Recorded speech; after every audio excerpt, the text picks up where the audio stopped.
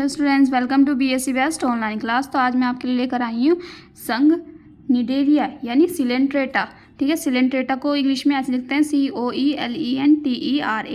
ठीक है, तो ये है आपका संघ निडेरिया सिलेंट्रेटा। ये आपके बीएससी 5th सेमेस्टर जूलॉजी का पेपर फर्स्ट यूनिट फर्स्ट चल रही है। ठीक है, उसका लेक्चर 6 था ये। ठीक है, तो मैंने इसमें क्या क्या पढ़ा दिया आपको, प्रोटोजोआ पढ़ा दिया, पैरामीशियम भी पढ़ा दिया और प्रोलिफेरा और साइकन। ठीक है, अब यह आपका सिलेंट्रेटा।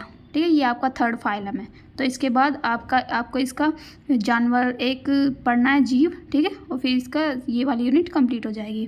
तो इसमें पढ़ते हैं संघ निडेरिया या सिलेंट्रेटा कहते हैं। ये दोनों नाम एक ही के हैं, किसके, सिलेंट्रेटा के। तो सिलेंट्रेटा का अर्थ देख लेते हैं। सिलेंट्रेटा का अर्थ है COEL + ENTERON यानी कोयल और एंट्रोन। ये क्या बना, इसका मतलब होता है खोखली गुहा और इसका मतलब होता है आंत।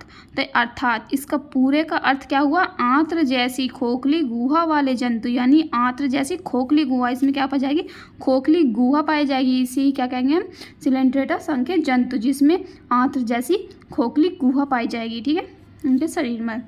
तो सिलेंट्रेटा का नया नाम क्या बताया मैंने, निडेरिया, यानी इसका नया नाम है निडेरिया। इसको ऐसे लिखते हैं, सी लिखते हैं, सी इसमें साइलेंट होता है तो CNIDERIA। ठीक है, निडेरिया। निडेरिया का अर्थ देख लेते हैं। पहले हम देखा सिलेंट्रेटा का अर्थ, अब देखते हैं निडेरिया का अर्थ। ये इसका नया नाम है किसके, सिलेंट्रेटा का। तो स्टिंगिंग सेल बियरिंग यानी एनिमल। तो इसका मतलब क्या हुआ, दंश कोशिका धारक जंतु। जो हमारे दंश कोशिकाएं होती हैं उसके धारक जंतु क्या कहलाते हैं, हमारे सिलेंट्रेटा संघ के जंतु कहलाते हैं। तो इस संघ के जंतु के शरीर में केवल एक गुहा होती है, यानी कैसी होती है, एक गुहा होती है जिसे सिलेंट्रोन कहा जाता है। इसी विशेषता के कारण इस संघ को क्या कहते हैं, सिलेंट्रेटा कहा जाता है। ठीक है, आप देख लेते हैं इसकी खोज किसने की। तो ये है इसमें ल्यूकर्ट। 1888 में सिलेंट्रेटा नाम दिया गया। इस संघ में क्या गया, 10,000 जातियाँ पाई जाती हैं। तो ल्यूकर्ट हमारे एक वैज्ञानिक थे। 1888 में इन्होंने क्या कहा, सिलेंट्रेटा नाम दिया इन जंतु को। तो इस संघ में कितने, 10,000 जातियाँ पाई जाती हैं।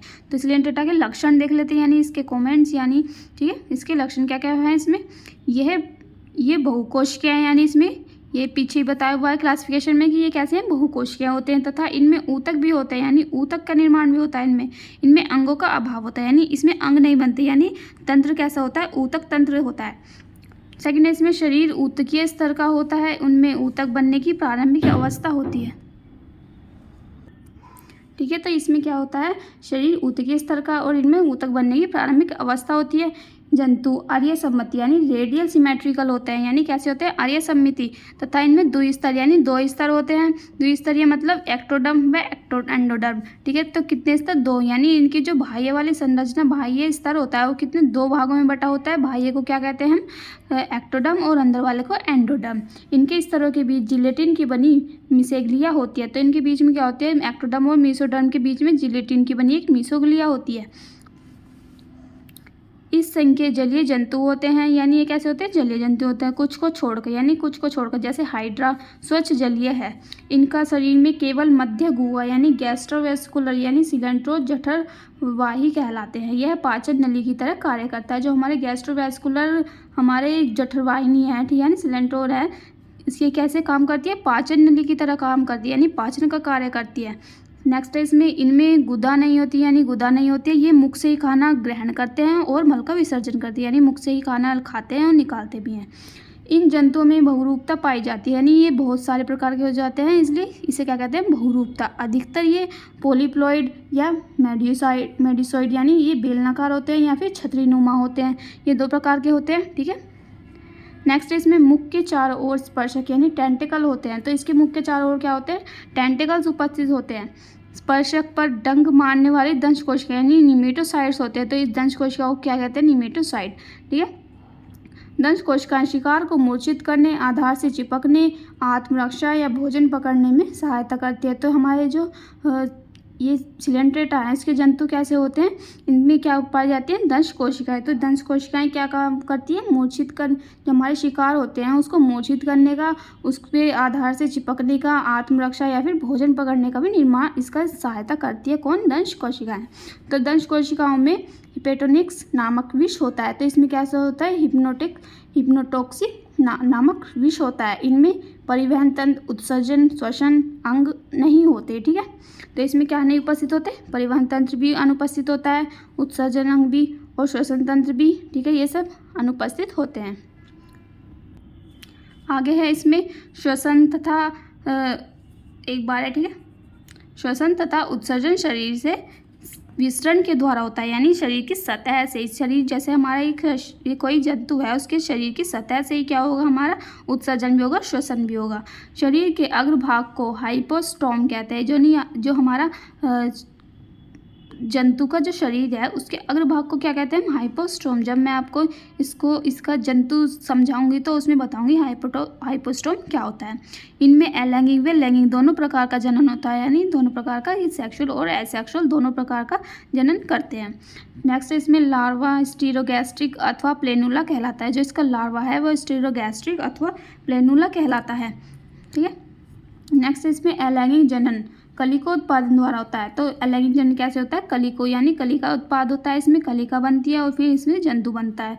नेक्स्ट इसमें इनमें जननों का एकांतरण मेटाजेनेसिस होता है। यह अलैंगिक पॉलीप्लॉइड जंतु तथा अलैंगिक मोड्यूसॉइड में एकांतरण होता है। तो इसमें क्या कहा है, देखो, जैसे इनमें जननों का एकांतरण यानी जननों का एकांतरण होता है, उसे क्या कहते हैं, मेटाजेनेसिस।